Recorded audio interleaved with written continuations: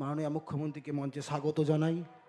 মাননীয় মুখ্যমন্ত্রী মহোদয় শ্রদ্ধা মমতা বন্দ্যোপাধ্যায় মঞ্চের দিকে এগিয়ে আসছেন। জোরে করতালির মাধ্যমে আমরা ওনাকে মঞ্চে স্বাগত জানাবো।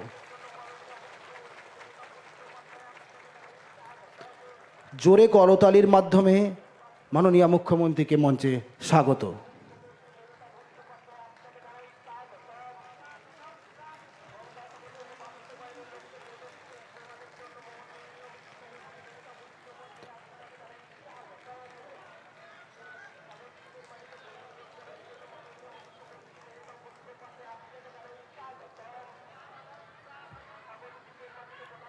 মাননীয় মুখ্যমন্ত্রীকে আসন গ্রহণের জন্য অনুরোধ করা হলো।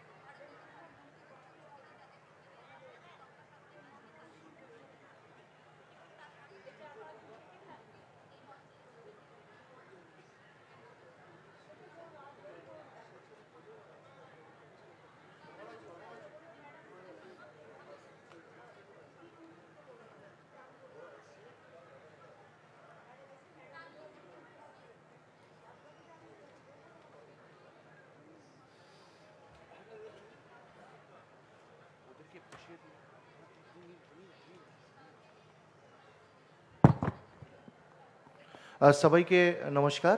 আজকে আমাদের সঙ্গে আমাদের মাননীয় মুখ্যমন্ত্রী এখানে এসেছেন। এবার সঙ্গে মাননীয় মুখ্য সচিব অন্যান্য বিশিষ্ট ব্যক্তিগণও রয়েছেন। এবার মাননীয় মুখ্যমন্ত্রী যারা আজকে এসছে তাদেরকে ওই মৎস্যজীবীকে কিছু উপহার দেবেন। ম্যাডাম।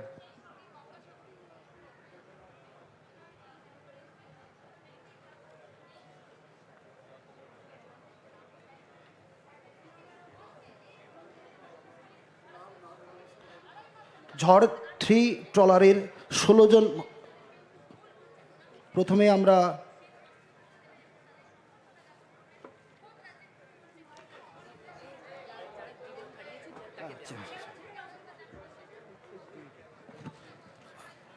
প্রথমেই আমরা দুঃখিত যে আমরা 95 জনকে নিয়ে আসতে পেরেছিলাম, কিন্তু একজন পুতুল দাস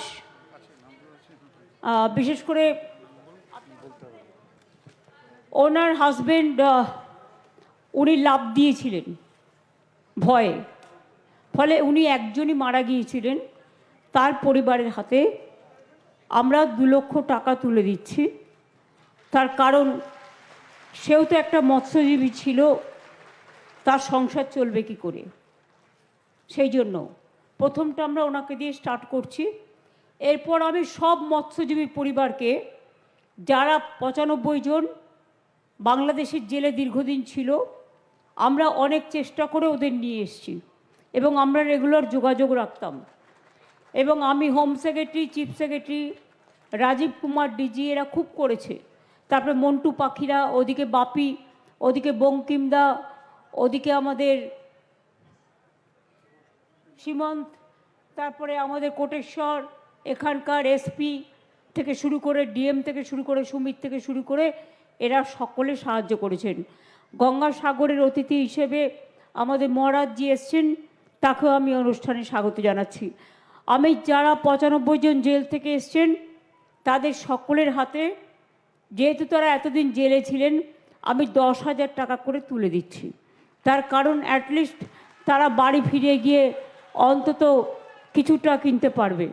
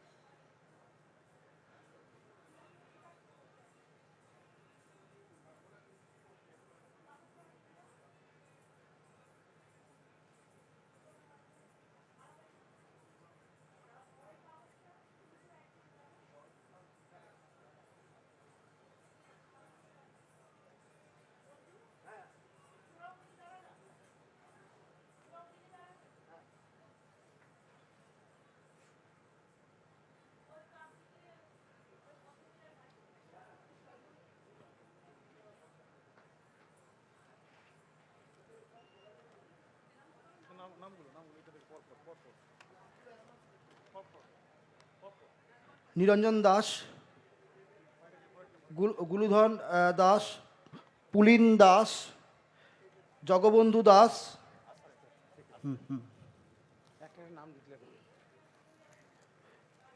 শেখ হোসেন, সুকুমার দাস, বিশ্বনাথ মান্না, অভিজিৎ দাস, প্রসেনজিৎ দাস, ইন্দ্রজিৎ বৈদ্য, গোপাল মান্না, কিরণ দাস, শ্রীকান্ত আরি, খোকন পাত্র, রণজিৎ মণ্ডল। এনারা সবাই ঝড় 3 ট্রলারে ছিলেন। মাননীয় মুখ্যমন্ত্রী ওনাদের হাতে উপহার তুলে দিচ্ছেন। এরপর জয় জগন্নাথ 2 ট্রলারের রাজেশ দাস, শঙ্কর মণ্ডল, বিধান দাস, পাঁচু গোপাল মণ্ডল,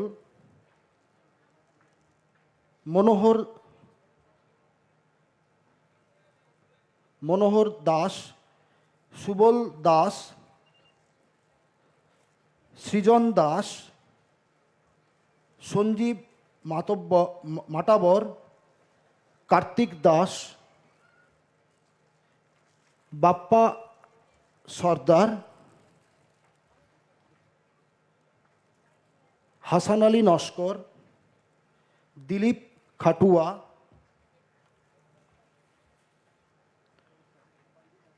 সুরজিৎ দাস, বিজয় দাস, রমেশ দাস, যাদব বসাক। এরপর মা বাসন্তী ট্রলারে যারা ছিলেন, তেজেন্দ্র দাস, জগৎহরি দাস, সৌরভ বিশ্বাস, নিখিল দাস, আকাশ বিশ্বাস,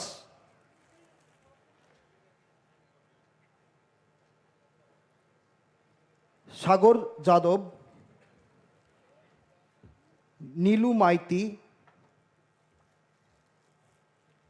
রবি দাস, সুভাষ দাস, ভরত দাস,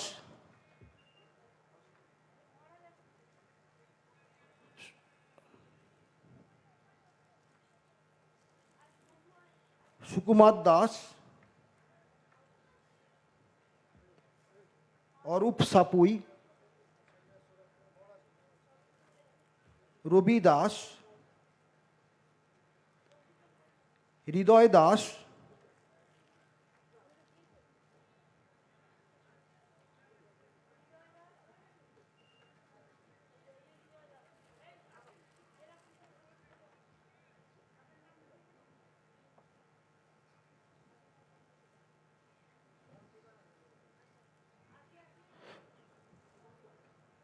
রশিদ মোল্লা। এরপর নারায়ণ 2,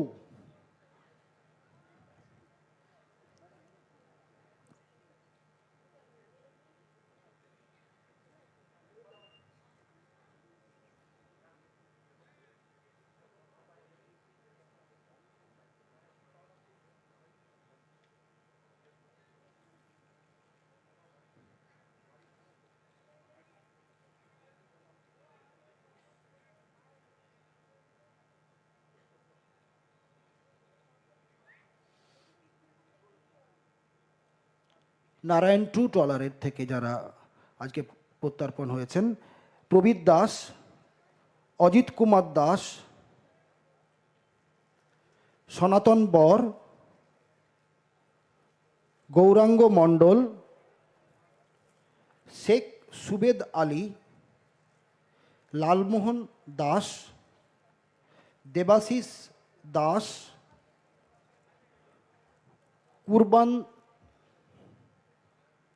কুরবান শেখ, গুরুপদ বর, মানিক সিট, শেখ ফজল, গৌতম দাস, তাপস প্রধান,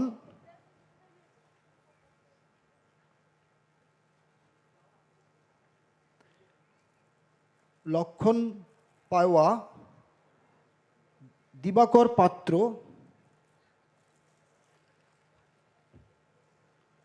স্বপন কালসা।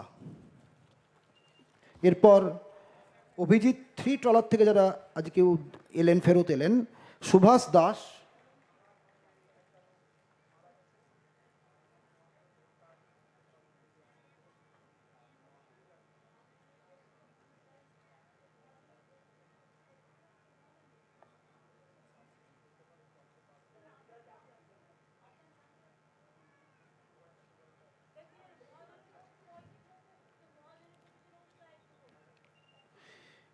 মানস দাস, নিরঞ্জন দাস, সমর দাস, দশরথ দাস,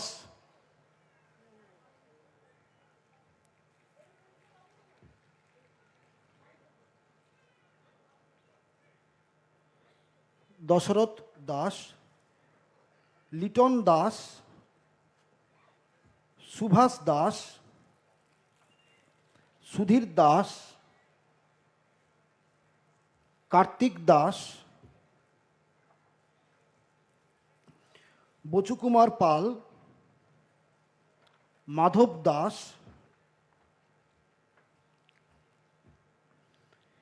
রঞ্জিত বিশ্বাস, লালটু দাস, বিজয় দাস, কালু দাস, চৌধারী দাস। এরপর অভিজিৎ ট্রলার থেকে যারা আজকে ফেরত এলেন, অসিত বিশ্বাস, দীপঙ্কর দলপতি,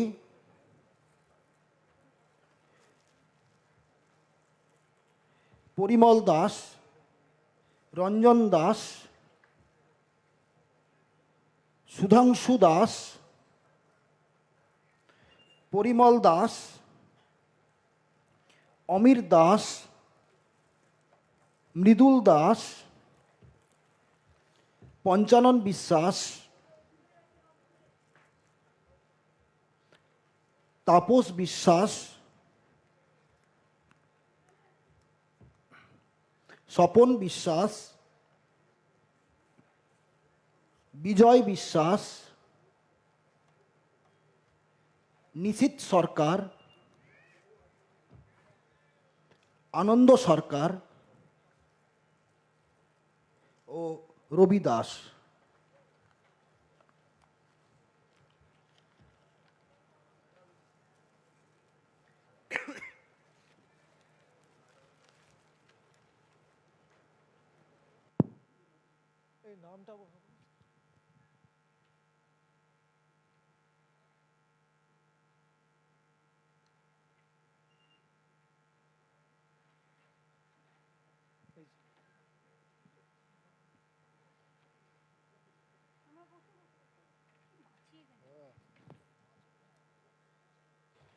এরপর আমাদের মাননীয় মুখ্যমন্ত্রী আমাদের সকলের উদ্দেশ্যে শব্দ উচ্চারণ করবেন। ওনার মূল্যবান বক্তব্য বলার জন্য অনুরোধ জানাচ্ছি। ম্যাডাম। আপনারা দেখতেই পাচ্ছেন চোখে জল এসে যাওয়ার মতো। বাংলাদেশ আমরা দুটো প্রতিবেশী রাষ্ট্র, আমরা একে অপরকে ভালোবাসি, কিন্তু পরিস্থিতির শিকার হয়েছেন আমাদের মৎস্যজীবীরা।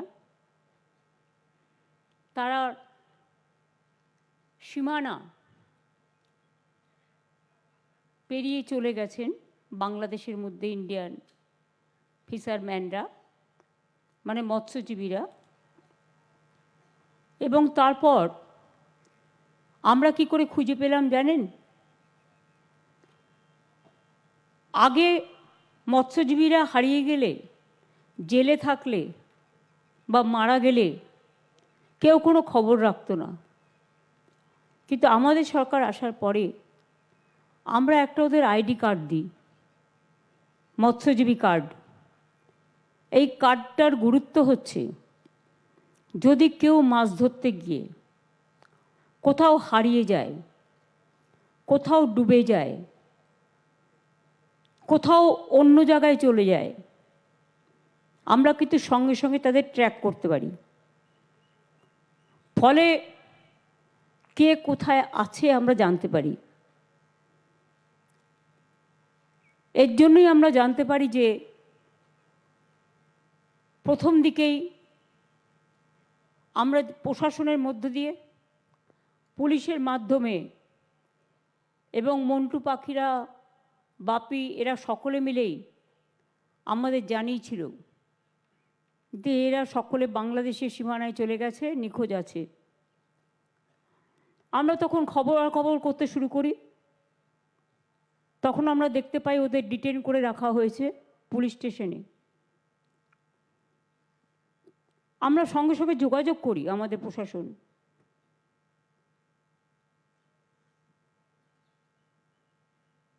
আমরা দুই দেশের সাথে যোগাযোগও রাখি।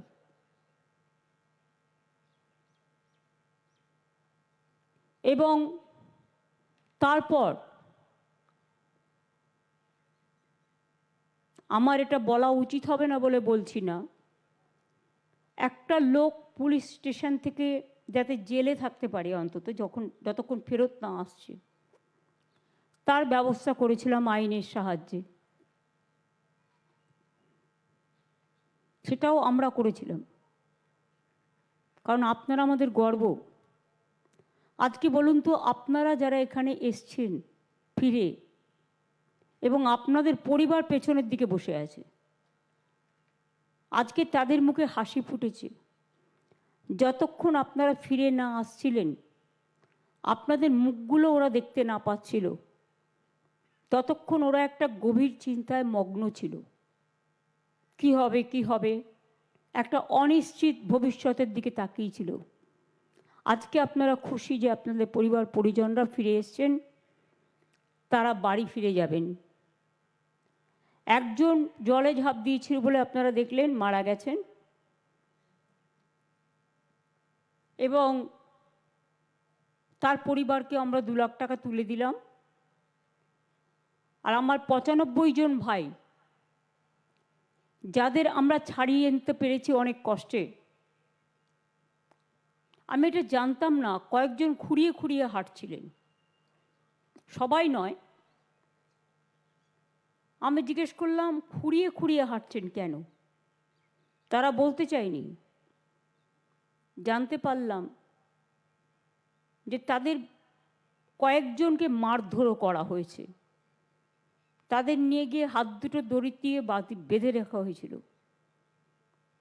এবং তাদের মোটা লাঠি দিয়ে মারা হয়েছে। ফলে কয়েকজনের শারীরিক, যে কোমর থেকে পা পর্যন্ত চোট, জামা কাপড় পরে আছে বলে বোঝা যাচ্ছে না। তারা কাঁদছিল বলে জিজ্ঞেস করছিলাম, বুঝতে পেরেছিলাম। আমি নিশ্চয়ই বলবো ডিএমকে এবং মন্টুকে যে ওদের আকাশও আছে এখানে, ওদের ভালো করে চিকিৎসা করার ব্যবস্থা করে দেবে, অর্থোপেডিক্স দেখিয়ে। এবং তারপরে যাই হোক, ওনাদের একটা লঞ্চ এখানে চলে আসে। লঞ্চ না, ট্রলার বাংলাদেশের। অনেক সময় কি হয়, জলের মধ্যে না সীমানা ঠিক করতে পারে না, পথ হারিয়ে যায়, ঝড় হলে পথ হারিয়ে যায়, ভুলে যায়। কিন্তু আমরা বারণ করব মহাজনদেরও, এবং বিশেষ করে যারা এই ট্রলারে যাতায়াত করেন মাছ তোলার জন্য, আপনারা কখনোই আমাদের সীমানার বাইরে যাবেন না। তাতে মাছ উঠলে উঠবে, না উঠলে না উঠবে, আগে জীবন বাঁচবে। জীবন বেঁচে থাকলে অনেক মাছ পাবেন, এই যে 2 মাস জেলে ছিলেন, তাতে আপনার পরিবারদের কষ্ট হয়নি? আপনাদের কষ্ট হয়নি? যারা মার খেয়েছেন তাদের কষ্ট হয়নি? একটা অনিশ্চিত ভবিষ্যতের দিকে আপনারা গেছিলেন। তারপরে বাংলাদেশের ট্রলার ইতিমধ্যেই প্রায় মাসখানেক আগে আমাদের সীমানায় ঢুকে পড়ে, কিন্তু তারা অসুস্থ হয়েছিল, আমরা তাদের ভালো করে চিকিৎসা করাই এবং তাদের আমরা খুব যত্ন করে রেখেছিলাম এবং তাদের আমরা ফেরতও দিয়েছি। তখন ওরা বুঝতে পারল যে আমাদের লোকও তো ওখানে আটকে আছে। দুদেশই মৈত্রীর বন্ধনে আবদ্ধ থাক, এটা আমি নিশ্চয়ই চাই। কিন্তু এই যে ওদের ট্রলারটা আটকে ছিল, আমরা কিন্তু সম্পূর্ণ সাহায্য করলাম। অসুস্থ হয়েছিল প্রচণ্ড, তাদের সম্পূর্ণ চিকিৎসা করে ভালোভাবে রেখে, যাতে দেশের কোনো বদনাম না হয়, বাংলার কোনো বদনাম না হয়, আমরা পুরো সাহায্য করেছি। আমরা ব্যাপারটা গভর্নমেন্ট অফ ইন্ডিয়াকেও অনেকবার জানিয়েছিলাম। তারপরে আমরা নিজেরাও কথা বলেছিলাম বিভিন্ন সোর্স মারফত। মাঝিরা আমার মৎস্যজীবীরা কেমন আছেন প্রতিদিন আমরা খবর রাখতাম। তারপরেই দুই দেশের মধ্যে একটা আদান প্রদান হয়। আমরা বাংলাদেশের যারা ছিল তাদের হ্যান্ডওভার করে দিই এবং ওরা ইন্ডিয়ার যারা ছিল পশ্চিমবাংলা থেকে তাদের হ্যান্ডওভার করে দেন। এই হচ্ছে মোটামুটি মৎস্যজীবীদের যে ভোগান্তি চলেছে, যে সাফার করেছে ওরা, তার জন্য আমরা মৎস্যজীবীদের জন্য একটা 2 মাস ওদের লিন সিজনে যখন খুব ঝড় জল হয়, ওরা সমুদ্রে মাছ ধরতে যেতে পারে না, তার জন্য সামান্য সাহায্য করার জন্য আমরা একটা সমুদ্র সাথী প্রজেক্ট তৈরি করেছি। এটা জেলার মৎস্যজীবীদের প্রতি বছরে 2 মাস 5,000 টাকা করে 10,000 টাকা দেওয়া হবে। আজকেরটা কিন্তু আলাদা, এই প্রজেক্টটা এখনও চালু হবে। 2 লক্ষ মৎস্যজীবী এর ফলে উপকৃত হবেন। মৎস্যজীবী বন্ধু একটা প্রকল্প করেছি, যাতে মৎস্যজীবীর মৃত্যুর পর তার নিকট আত্মীয়কে 2 লক্ষ টাকা দেওয়া যেতে পারে। ইতিমধ্যেই 200 পরিবারকে দেওয়া হয়েছে। আপনারা তো চোখের সামনে দেখলেন, আজকেও এখান থেকে একজনকে দেওয়া হলো।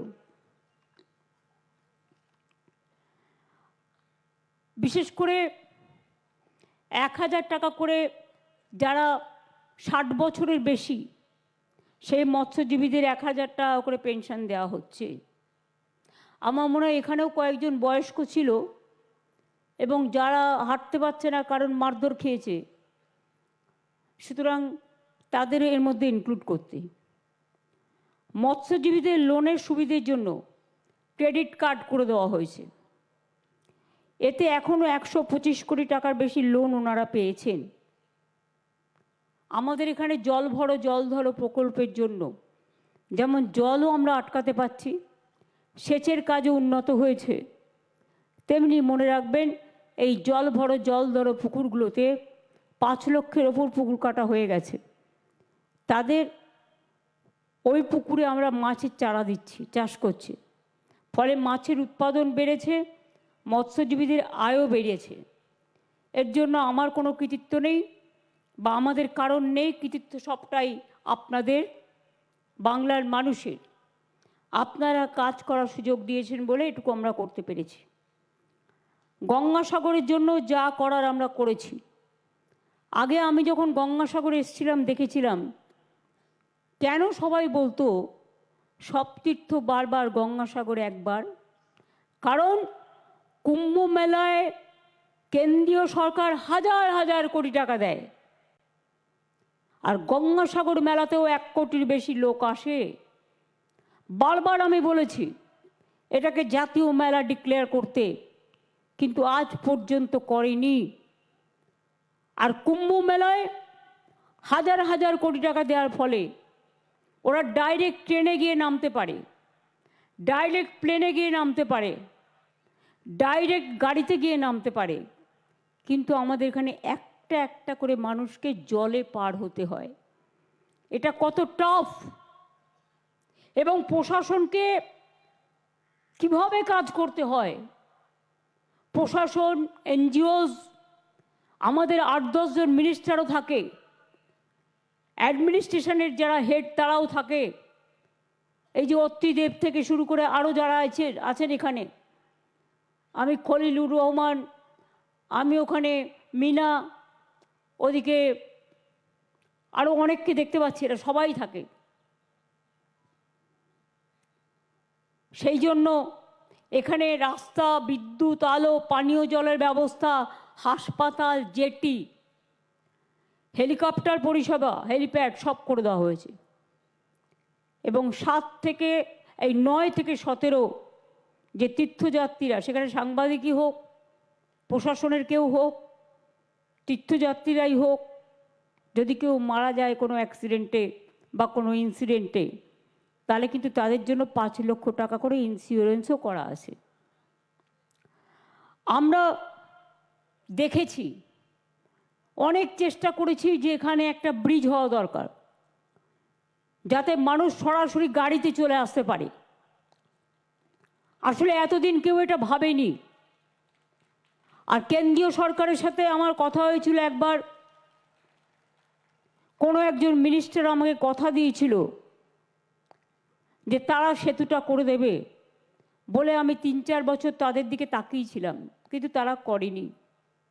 আমি এখন মনে করি গঙ্গাসাগরে যখন তারা 1 পয়সাও দেয় না, তারা কোনো দিনই দেবে না।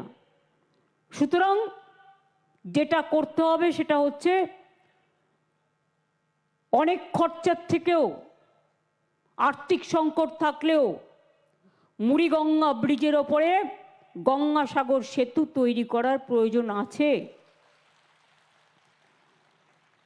গঙ্গাসাগরের মানুষ শুনলে খুশি হবেন যে এটাকে সার্ভে করে ডিপিআর হয়ে টেন্ডারও হয়ে গেছে। অনেকটা কাজ আমরা এগিয়ে দিয়েছি। 1,500 কোটি টাকার মতো খরচা হবে। টাকাও আমরা প্রায় অনেকটাই এদের জন্য রেখে দিয়েছি, এবং আগামী 2-3 বছর লাগবে এটা তৈরি করতে। কারণ বোঝেন তো, গঙ্গার ওপরে সেতু, এবং সেই সেতুটাও প্রায় 4 কিলোমিটার 5 কিলোমিটার হবে, পাশে রাস্তাও হবে সেতু তৈরি করতে গেলে। সুতরাং এটা ইঞ্জিনিয়ারদের খুব কষ্ট করে তৈরি করতে হয়, এত বড় সাগরের ওপরে এত বড় সেতু। আর এটা হয়ে গেলে গঙ্গাসাগরের মানুষ যেমন উপকৃত হবেন, সুন্দরবনের মানুষ যেমন উপকৃত হবেন, সেরকম তীর্থযাত্রীরা দলে দলে আসবেন গঙ্গাসাগরে কপিল মুনির আশ্রম পরিদর্শন করতে এবং গঙ্গাসাগরকে দেখতে।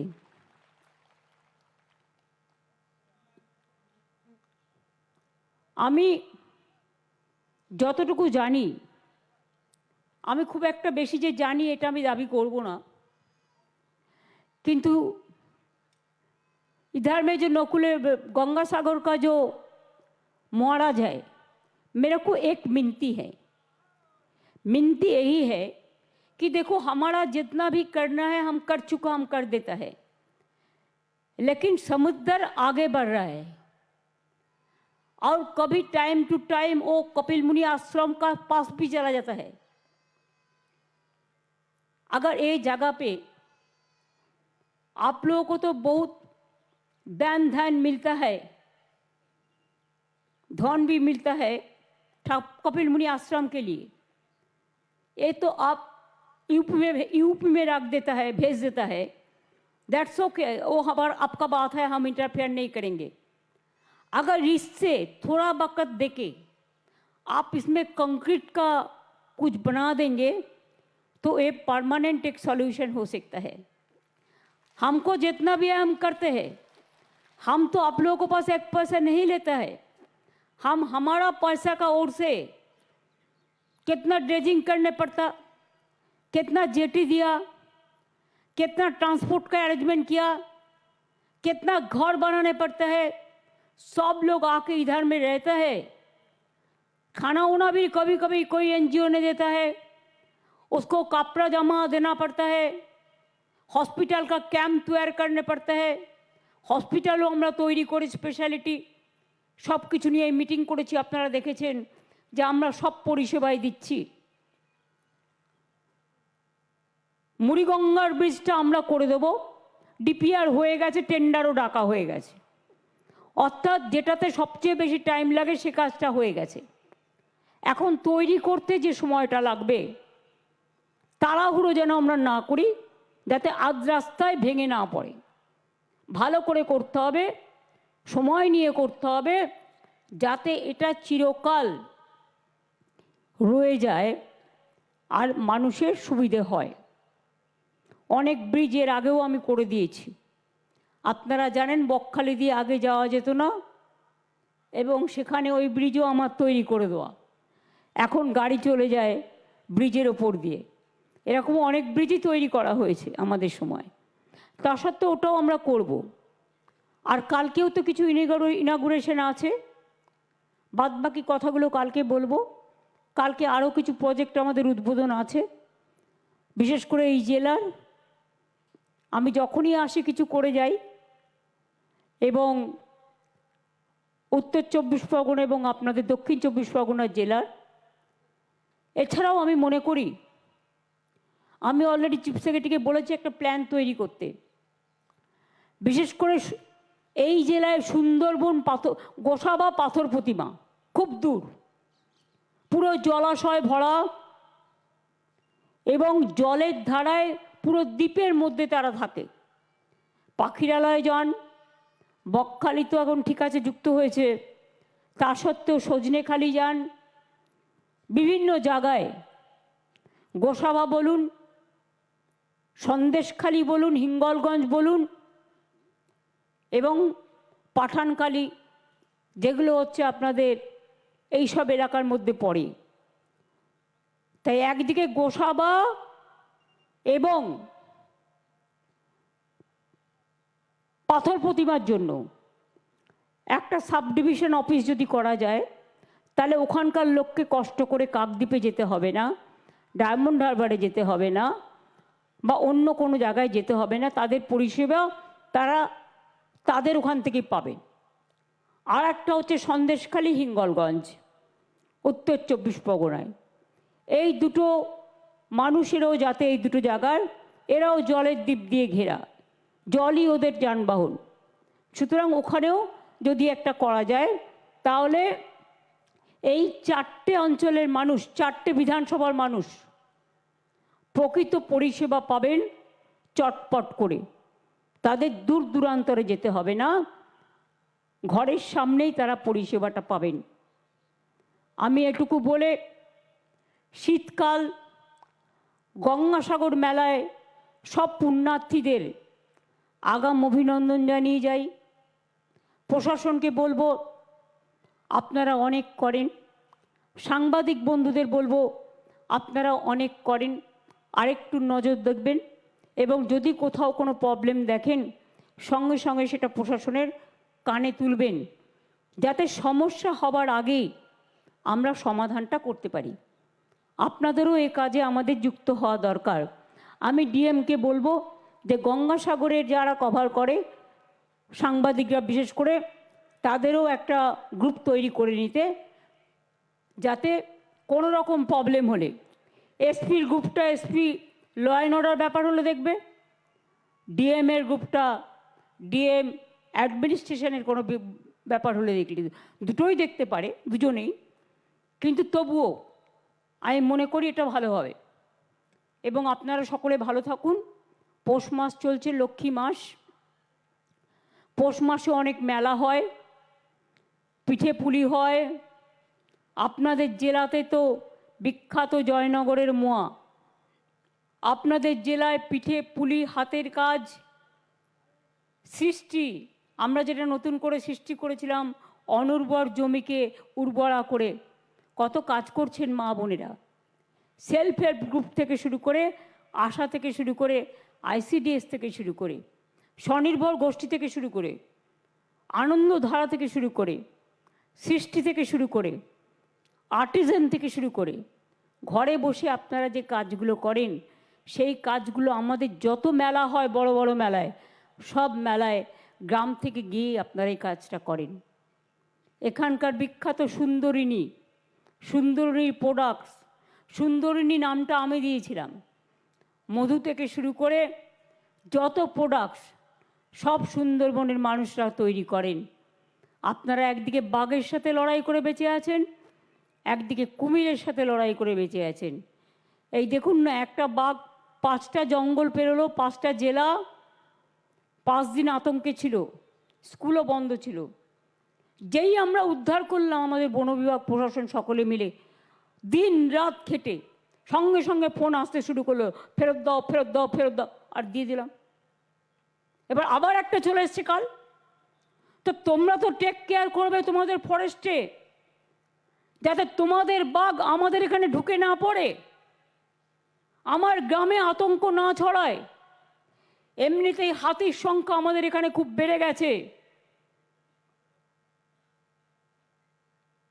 হাতি নিয়ে নানা দেশে নানা রকম পরিকল্পনা থাকে, কিন্তু আমাদের ফেস করতে হচ্ছে। হাতির জন্মসংখ্যা খুব বেশি, জেনে রাখবেন। আর তাদের খাদ্য দিতে দিতে বনে যখন সব খাদ্য হয়ে যায়, ওই খাদ্য খেতে মাঝে মাঝে লোকের মন অন্য খাদ্য খেতে পছন্দ করে। ধান খেতে খুব ভালোবাসে, চলে গেল ধানের খেতে, রাস্তায় চলে এলো পথ চেঞ্জ করে। অনেক ব্যাপার আছে, এগুলো বনকর্মীদের ভালো করে সামলাতে হয়। তাই আবার যে বাঘ এসছে, আমি উড়িষ্যা গভর্নমেন্টকে বলবো সিএসের থ্রুতে, যে উড়িষ্যা গভর্নমেন্টকে বলো রেস্কিউ অপারেশন করে নিয়ে যেতে। কারণ আমাদের লোকেরা 5 দিন ধরে 5 রাত না ঘুমিয়ে, 5টা জেলা বন্ধ রেখে, মানুষ ঘর থেকে বেরোতে পারেনি, বাচ্চাদের স্কুল বন্ধ। এখন যদি আবার সেই আতঙ্ক হয়, আতঙ্ক আমরা সহ্য করব। আর যেই আমাদের লোকেরা ধরবে, এটা একটা মডেল যে কায়দায় ধরেছে, কোনো রকম তাকে আহত না করে আবার একটা পাঠিয়ে দিয়েছে। এটা আবার কি? পাঠালে চিরকালের জন্য পাঠাক আমরা রেখে দিচ্ছি।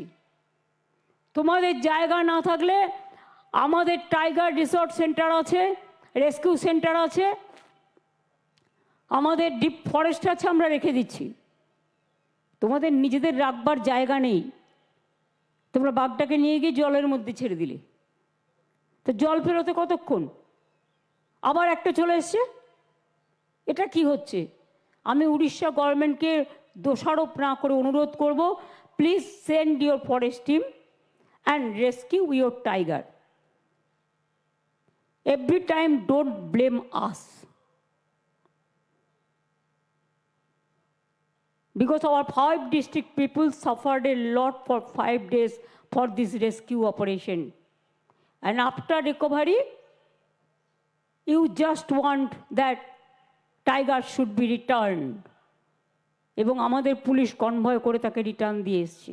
কিন্তু আবার একটা এসে ঢুকেছে কালকে, you send your forest team to rescue the tiger so that our people should not suffer. এটুকু আমি নিশ্চয়ই বলবো অ্যাজ এ হিউম্যান বিং। বন্য জন্তুকে আমরা ভালোবাসি, তাদের প্রোটেকশন দেওয়া যেমন আমাদের কাজ, তেমনি মনে রাখবেন একটা মানুষের জীবনের দামও কিন্তু আছে। একটা মানুষের জীবনের দাম থাকবে না। অনেকে একতরফা বলে, আমি দুতরফা বলি। কারণ বন অরণ্য, জঙ্গল, পাহাড়, সমুদ্র, প্রকৃতি মাতার উপাদান, সবাইকেই আমরা ভালোবাসি। সাথে সাথে মানুষের জীবনটাও রক্ষা করতে হবে। মাছ ধরতে গেল, বাঘ এসে কামড়ে দিল, তুলে নিয়ে চলে গেল। এই সব দিকে বন্যকর্মীদের যেমন লক্ষ্য রাখতে হবে, আরেকটু সজাগ থাকতে হবে, প্রশাসনকেও লক্ষ্য রাখতে হবে। কোস্টাল গার্ডে যারা আছেন তাদেরও লক্ষ্য রাখতে হবে। সাথে সাথে আমি বলবো যে আপনারা ভালো থাকুন, সকলকে হ্যাপি নিউ ইয়ার। এবং গঙ্গাসাগর মেলা এখন মানুষ একবার নয় প্রতিবার আসেন। আপনারাও সকলে ভালো থাকবেন, সুস্থ থাকবেন এবং গঙ্গাসাগর মেলাকে কেন্দ্র করে অনেক কর্মসৃষ্টি হয়, অনেক সাধুসন্তরা আসেন, অনেক সাধারণ মানুষ আসেন, অনেক গুরু মহারাজরা আসেন, আচার্যরা আসেন। সবাইকে সবাই দেখে রাখবেন, এই মেলাটা সবার জন্য। যে কোনো তীর্থস্থান, ধর্ম যার যার, আপনার উৎসব কিন্তু সবার। গঙ্গাসাগর মেলা আমাদের সবার মেলা। এটাই যেন সব মানুষ মিলে একাকার হয়ে যায়। সবার জন্য সবাই এগিয়ে আসবেন, ভালোবাসবেন। আর যদি যুবক, ছাত্ররা বা স্থানীয় মানুষ কোনো রকম কোনো ঘটনা ঘটাতে কেউ চেষ্টা করে, তাকে রুখে দেবেন এবং তার জন্য প্রয়োজনে প্রশাসন আপনাদের পুরস্কৃত করবে। কিন্তু কোনো রকম ঘটনা যাতে কেউ না ঘটাতে পারে, কেউ চক্রান্ত করতে না পারে, সেদিকেও কিন্তু লক্ষ্য রাখবেন। ভালো থাকবেন, সুস্থ থাকবেন। আমি এখন ভারত সেবাশ্রম সঙ্গে যাব। সাংবাদিকদের বলবো আপনারা একটু আগে বেরিয়ে যান, আপনারা গিয়ে পৌঁছবেন, তারপরে আমি যাব। সেই জন্য আপনাদের আমি 15 মিনিট টাইম দিচ্ছি এবং আপনাদের জন্য গাড়ি আছে রেডি করা, আপনারা পৌঁছে যান। আমি भारत सेवाश्रम करे हम गंगासागर मेला में जाएगा। अभी भारत सेवाश्रम संघ में जा रहा है, उधर से आपको उधर में आएंगे, ठीक है ना? तब तो चलेगा, कोई एतराज़ तो नहीं है ना? थैंक यू सो माच। আপনারা সকলে ভালো থাকবেন, সুস্থ থাকবেন, আনন্দের সাথে থাকবেন, মিলেমিশে থাকবেন, জীবন জীবিকা একাকার করে নিয়ে কর্মসৃষ্টি করবেন। মেয়েরা আজকাল অনেক কাজ করে, মায়েরা ঘরেও কাজ করে, বাইরেও কাজ করে, ঘরেও কাজ করে, বাইরেও কর্মসৃষ্টি করে, সেইগুলো আবার দোকানে বিক্রি করে, তাতে উভয় ইনকামে সংসারটা ভালো চলে যায়। আর আমার মেয়েরা, ছাত্রছাত্রীরা আগামী দিনের, তারা তো আমার কেউ কন্যাশ্রী, কেউ শিক্ষাশ্রী, কেউ সবুজশ্রী, কেউ রূপশ্রী, কেউ বা মেধাশ্রী, কেউ বা ঐক্যশ্রী, সবাইকে মিলেমিশে তারা আগামী দিন অনেক বড় হোক। সবুজ সাথী, তরুণের স্বপ্ন, তারা সবটাই পান এখন। সবাই ভালো থাকুন, সুস্থ থাকুন, সুন্দর থাকুন। আমি এটুকু বলে আজকের প্রোগ্রামটা ছোট্ট প্রোগ্রাম, কিন্তু আপনারা এত মানুষ আসবেন আমি জানতাম না। কিন্তু আমি খুশি হয়েছি যে আপনারা মৎস্যজীবীদের পক্ষে আজকে এত মানুষ এসছেন তাদের ভালোবাসার জন্য। এটাই তো মনুষ্যত্ব। কেউ বিপদ থেকে যদি বেরিয়ে আসে, তাকে সম্বর্ধনা জানাতে এসছেন। দেখুন, আপনাদের সম্বর্ধনা জানাবার জন্য কত মানুষ এসছেন। আপনাদের পরিবারও যেমন এসছে, গঙ্গাসাগরের মানুষের পরিবারও এসছে। অনেক ধন্যবাদ। আপনারা ভালো থাকবেন। জয় হিন্দ, জয় বাংলা।